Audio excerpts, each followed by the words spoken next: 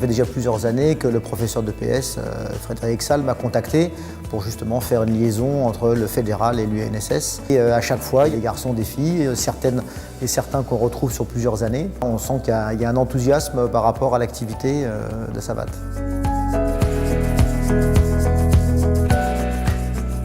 Ils sont là pour jouer, ils sont là pour vivre une petite expérience de boxe. Il y a de la technique, il y a du renforcement musculaire, il y a de la préparation physique, il y a un peu de boxe fitness au début avec la musique et tout ça. C'est un univers où tout le monde trouve son compte.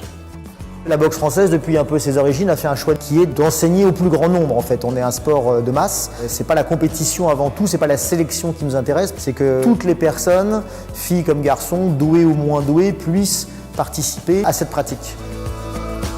Ça m'aide à me lâcher quoi. Par exemple, quand je suis énervé quoi, et je viens à la boxe, ça me détend. C'est l'effort physique, ça m'aide à repousser mes limites.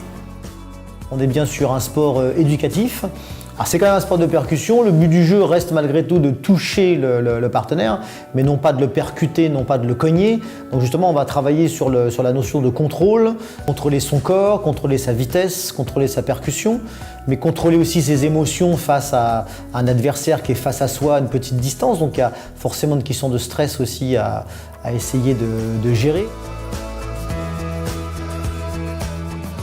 L'essentiel, c'est de faire du sport et de s'amuser et puis d'apprendre des choses parce qu'à travers le sport, on apprend plein de choses, de travailler en équipe, d'avoir confiance en soi aussi. La boxe française a ça de bon, de pouvoir effectivement apprendre aux jeunes un certain nombre de valeurs, comme le respect du partenaire, de l'adversaire. C'est avant tout un sport donc, de position, mais où on respecte à tout moment l'adversaire, par le salut par exemple. Ça peut être pour certains parents rebutant parce que peur du contact, mais ça fait partie de la pédagogie justement. C'est là que les professeurs apprennent aux enfants à ne pas se bagarrer, mais à faire de la savate. C'est toute la différence.